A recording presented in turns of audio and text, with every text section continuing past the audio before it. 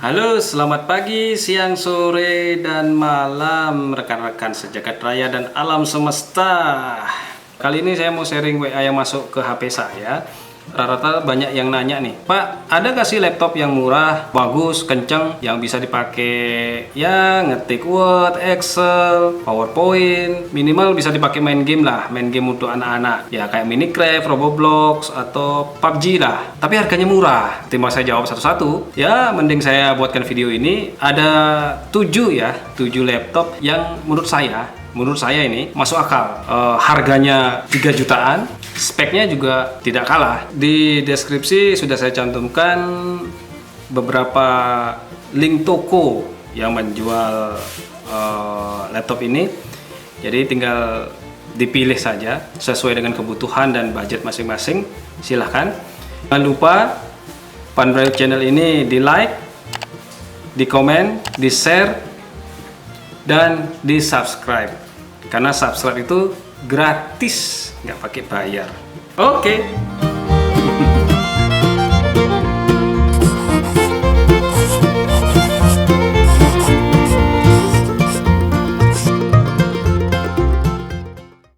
Kita mulai dulu yang nomor 7, yaitu Acer A311 ya. Dengan prosesor sudah dual core Celeron N4000. Dia termasuk netbook karena layarnya 11,6 dan sudah LED TFT LCD. Lalu dari sisi grafisnya dia sudah menggunakan Intel USD grafik karena onboard, tidak bisa di-upgrade. Lalu di sisi port dia sudah menggunakan HDMI port dengan HDCP support, yang di dalamnya juga terdapat USB dan card reader SD card, satu port. Kemudian memorinya 4 GB. Ini bisa di-upgrade up to ke 8 GB karena masih ada tersisa satu slot. Kemudian untuk storage dia masih menggunakan hard disk 500 GB, ya cukup untuk penyimpanan data dan lain-lain. Kemudian untuk jaringan, mereka sudah siap wireless LAN, Bluetooth 4.0, dan sudah built-in 2 speaker dengan mikrofon. Jadi gampang untuk meeting online ya. Kemudian interface portnya standar, 3 USB dengan kabel jaringan. Lalu baterainya 2 sel, kecil ya, tapi cukup untuk 45 watt. Lalu include Acer webcam. Jadi sekitar resolusinya 640 x 480 resolusinya. Kecil tapi lumayan. Kelebihan dari ini ya harganya murah ya. Kapasitas memorinya bisa up to 8 GB. OS-nya Windows 10. Lalu kekurangannya nggak dapat tas. Itu aja.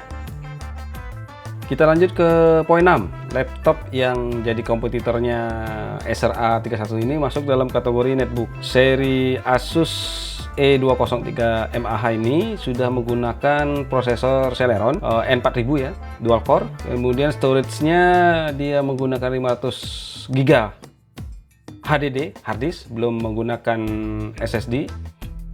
Layarnya 14 inci TFT LED, bisa dibuka 180 derajat. Di layarnya bisa dibuka sejajar dengan keyboard. Kemudian menggunakan grafik Intel USD onboard, jadi memorinya share dengan memori RAM-nya. Interface ada 2 USB 3, 1 USB tipe C, 1 combo audio jack, dan 1 HDMI. Wireless biasa standar dengan Bluetooth juga sudah di dalamnya, termasuk firmware-nya. Baterai 3 sel dengan eksternal AC adapter 4 watt. Kemudian keyboardnya clicket ya, enak banget ini keyboard, halus banget. Lalu touchpad, mouse seperti biasa standar. Kelebihannya layar 11 inci.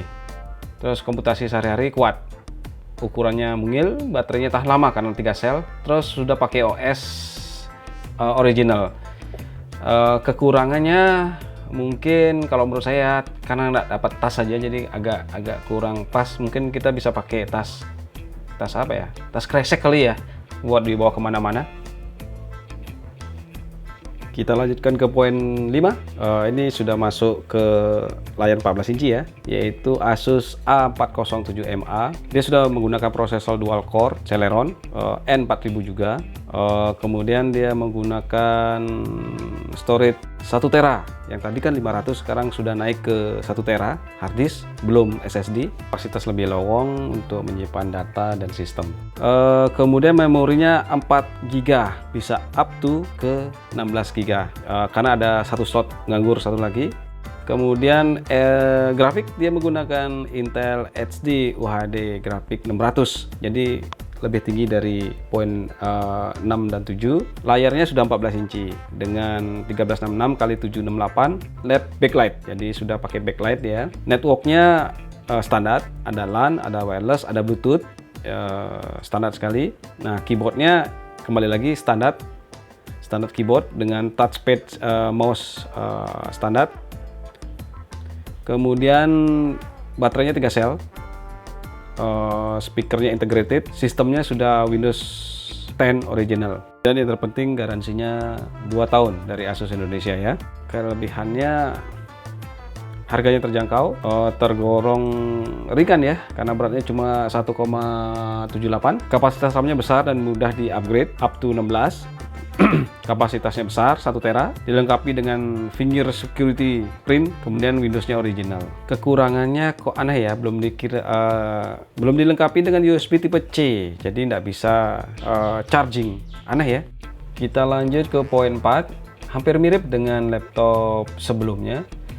Yang membedakan ini adalah prosesornya. Asus E402YA ini menggunakan AMD Core E70115. 1,5 GHz.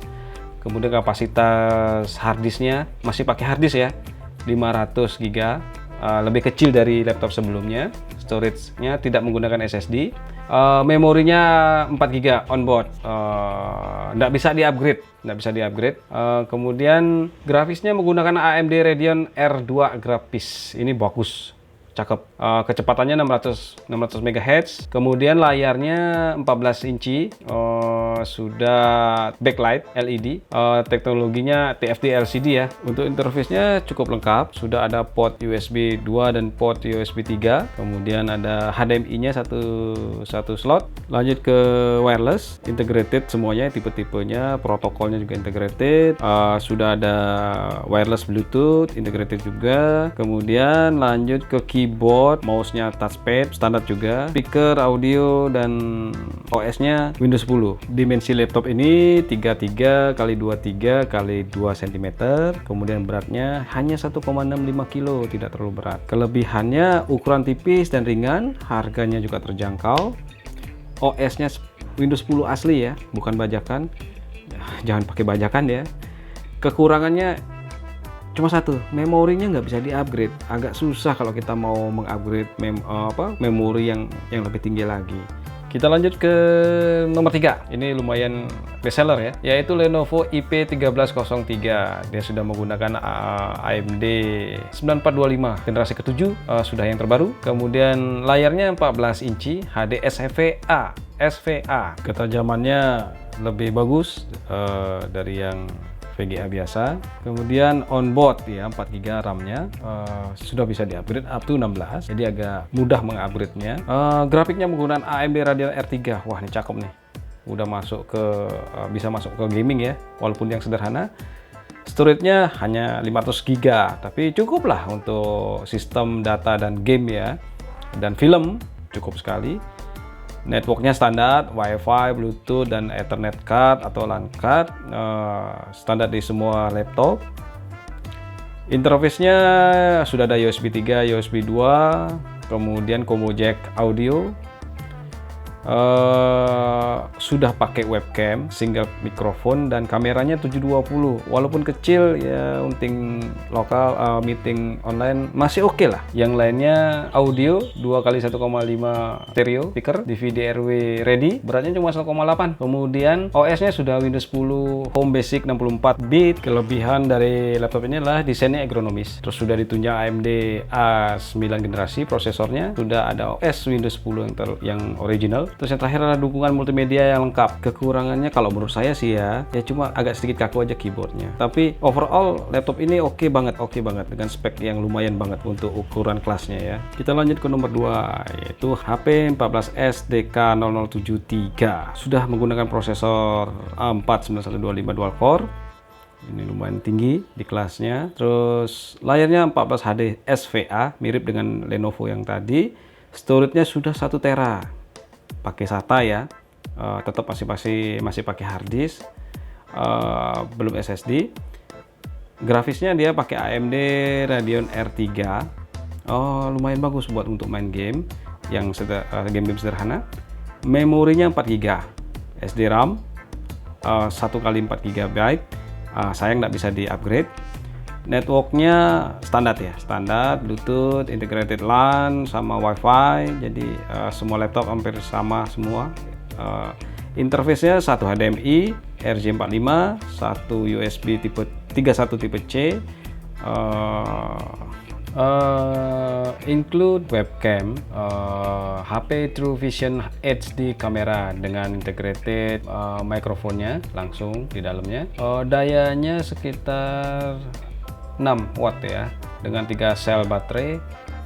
Kemudian OS-nya sudah menggunakan Windows 10 Home Basic 64 bit original, jangan pakai bajakan. Dimensinya 32 x 22 x 1 cm, tipis sekali, ringan, 1,47 kg. Kelebihan dari laptop ini adalah sudah backlight keyboard, cakep tuh keyboardnya, ada lampunya. Resolusi webcamnya sudah HD, harganya murah termasuk di kelasnya. Kemudian yang terakhir, kapasitas baterainya lumayan besar karena 3 sel, dia kuat 41 watt-hours. Kekurangannya laptop ini wifi-nya aja agak ketinggalan, tapi overall semua oke, sangat oke. Yang terakhir ya, yaitu Asus E402YA. Ini paling saya suka terus terang karena sudah memakai AMD dual core prosesornya yang generasi ke-7. Displaynya sudah 14 inci HD, glare plane 45% NTSC. Kemudian memorinya sudah 4 GB DDR4 RAM dan di up to ke 16 GB, bisa di upgrade. Kemudian storage-nya 256, sudah SSD, sudah bukan harddisk ya, sudah SSD. Lalu grafisnya menggunakan AMD Radeon TMR2, sudah sangat bisa sekali untuk beberapa game-game standar seperti PUBG dan lain-lain. Networking standar juga, hampir semua laptop sekarang sudah ada Wi-Fi-nya, Bluetooth-nya, LAN card-nya sudah standar sekali ya. Untuk interface, walaupun masing-masing cuma 1 slot, tapi hampir semua ada ya, lengkap sekali. Kemudian baterainya 32 watt-hour walaupun 2 sel, terus powernya sekitar 33 watt. Dimensinya sekitar 33 x 23 x 2 cm dan beratnya cuma 1,5 kg. Webcam include ready, sudah HD 720 pixel, jadi bagus. Kelebihan dari laptop ini adalah memadai untuk komputasi harian, sudah menggunakan SSD, terus harganya sudah terjangkau. OS-nya sudah menggunakan Windows 10 asli tanpa bajakan. Jangan pakai bajakan sekali lagi karena itu tidak etis ya. Kemudian kekurangannya mungkin tidak ada ya kalau menurut saya, hampir lengkap semuanya untuk standar di kelasnya. Oke, cukup sekian review dari saya. Masing-masing laptop ini memang memiliki kelebihan dan kekurangan. Mudah-mudahan dengan review saya ini teman-teman bisa terbantu untuk memilih salah satu dari ketujuhnya, sehingga mempermudahkan dalam pengambil keputusan. Jangan lupa di like, di share, di komen, dan di subscribe. Semoga Panbrayu channel ini bisa lebih maju dan lebih berguna bagi semua. Terima kasih.